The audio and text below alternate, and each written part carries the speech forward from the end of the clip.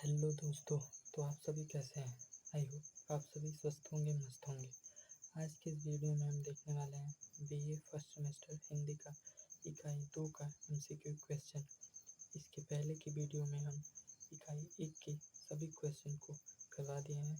तो आज की इस वीडियो में हम इकाई 2 के 50 मोस्ट इम्पोर्टेंट एमसीक्यूज के आज निपटारा करेंगे। तो चलिए वीडियो को स्टार्ट करते हैं।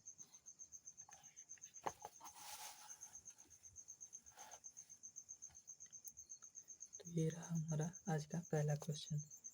समग्र भक्ति काल काव्य पर कौन सी विशेषता लागू होती है? तो अहंकार का त्याग। दूसरा है भक्ति काल की समय सीमा। तो भक्ति काल की समय सीमा होती है हमारी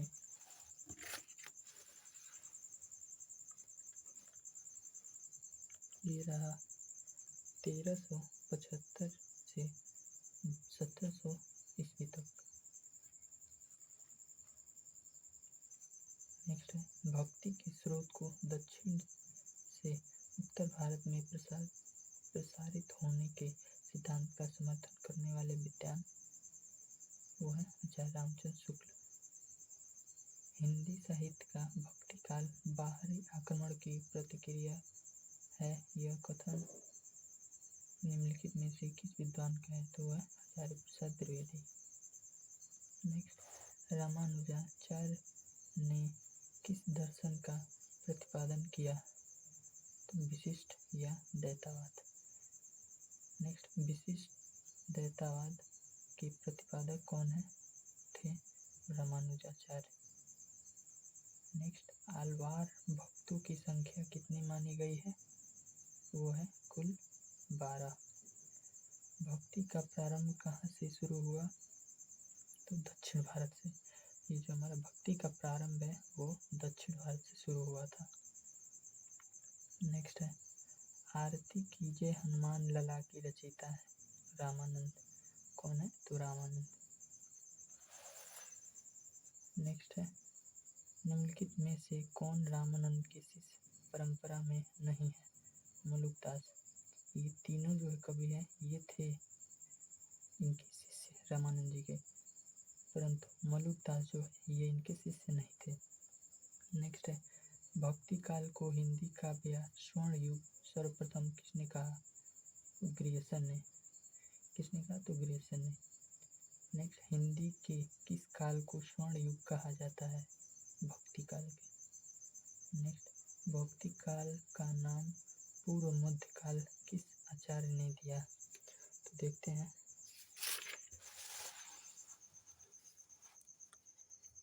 किस आचार्य ने? तो डॉक्टर नगेंद्र ने। नेक्स्ट है अष्टयाम के रचयिता है। अष्टयाम के रचयिता नाभादास। नेक्स्ट ज्ञानाश्रयी शाखा का प्रमुख कवि कबीरदास। नेक्स्ट कबीरदास का संबंध किस काव्यधारा से? तो ये ज्ञान मार्गे के निर्गुण भक्ति धारा के कवि हैं कबीरदास। नेक्स्ट निर्गुण ज्ञानाश्रयी शाखा का दूसरा नाम संत शाखा। क्या है? संत शाखा। नेक्स्ट संत काव्य नामक किसने दिया? संत काव्य नाम किसने दिया?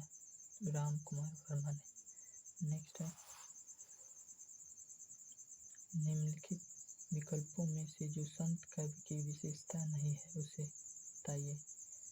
तो ये तीनों विशेषता जो है ये है संत काव्यधारा के, परंतु इसमें सगुण ईश्वर की उपासना ये जो है ये संत काव्यधारा की विशेषता नहीं है, तो ये सही हो जाएगा।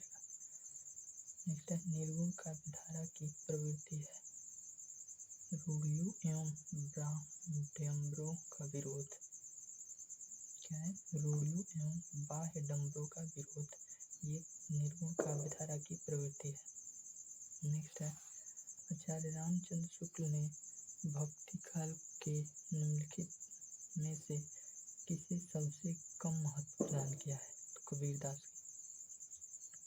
नेक्स्ट है भाषा बहुत परिष्कृत और परिमार्जित न होने पर कबीर की उक्तियों में कहीं विलक्षण प्रभाव और चमत्कार है। प्रतिभा उनमें प्रखर थी, इनमें संदेह नहीं। पंक्तियों के लेखक तो वह है आचार्य रामचंद्र शुक्ल। नेक्स्ट है सदुक्कड़ी भाषा से आशय है। सदुक्कड़ी भाषा से आशय है जिसमें अनेक प्रांतीय भाषाओं बोलियों के शब्दों का। नेक्स्ट है कबीर को वाणी का डिटेक्टर किसने कहा है? तो ये हजारी प्रसाद द्विवेदी जी ने कहे थे। किसको? कबीर को वाणी का डिटेक्टर हजारी प्रसाद द्विवेदी जी ने कहा था इनको। नेक्स्ट है मैं कहता हूँ आँखें देखी तू कहता कागज की लेखी। भक्ति के कवि कबीरदास। नेक्स्ट है कबीर की वाणी संग्रह बीजक में कुल कितने भाग हैं? तो 3। नेक्स्ट कबीर किसकी आलोचनात्मक कृति है? तो हजारी प्रसाद द्विवेदी की। नेक्स्ट कबीर किस धारा के कवि हैं? तो ये ज्ञानाश्रयी शाखा के कवि हैं कबीर। नेक्स्ट गोरखनाथ के गुरु का क्या नाम था? गोरखनाथ के गुरु का क्या नाम था? तो मत्स्येंद्रनाथ। याद कर लीजिएगा, ये इम्पोर्टेंट क्वेश्चन है, पिछले साल रिपीट हुआ था।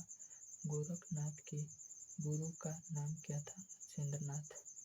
अद्वैतवाद के संस्थापक कौन थे? शंकराचार्य।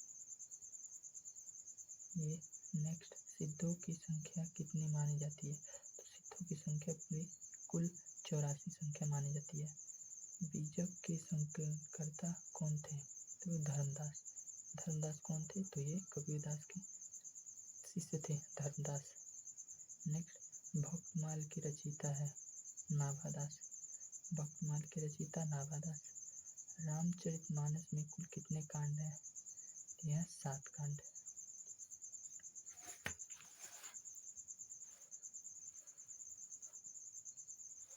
नेक्स्ट है विनय पत्रिका किसकी रचना है? विनय पत्रिका किसकी रचना है? तो तुलसीदास जी की है। नेक्स्ट आलवरो संतों की संख्या कितनी है? तो 12। केशव कही न जाई ना का कहिए पंक्ति किसकी है? तुलसीदास की। ये नेक्स्ट सही अनुक्रम बताइए। तो इनमें सही अनुक्रम कबीर, रैदास, धर्मदास, नानक, ये सही अनुक्रम है। नेक्स्ट सूफी प्रेमाख्यानक रचनाओं की भाषा कौन सी है? यह है अवधी भाषा। इनमें से सूफी काव्यधारा का कवि कौन नहीं है? नाभादास। ये सूफी काव्यधारा के कवि नहीं है। नेक्स्ट है प्रेम मार्गी कवि नहीं है। प्रेम मार्गी कवि इसमें से मंझन नहीं है। कौन? मंझन नहीं है। बाकी दो प्रेम मार्गी शाखा के कवि हैं। नेक्स्ट है आचार्य रामचंद्र शुक्ल प्रेमाख्यानक परंपरा की पहली रचना किसे मानते हैं? ये मृगावती को मानते हैं।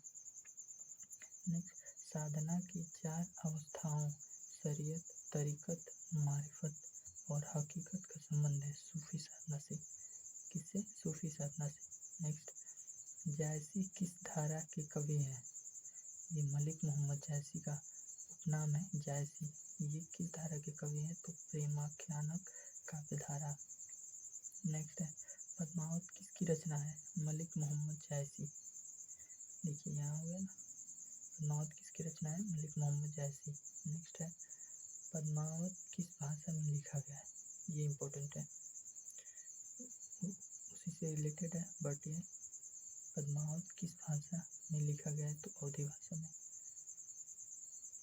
तुलसी की भक्ति का स्वरूप क्या था? तुलसी की भक्ति का स्वरूप यहाँ देखिए,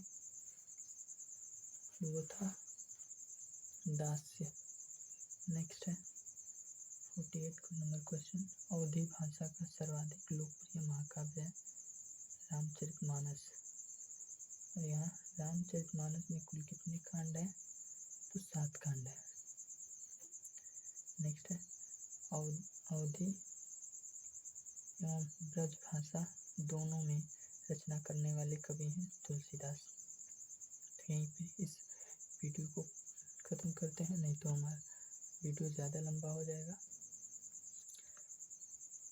तो चलिए मिलते हैं नेक्स्ट वीडियो में, उसमें हम लोग इसके आगे के सारे MCQ क्वेश्चन को करेंगे। Thank you so much.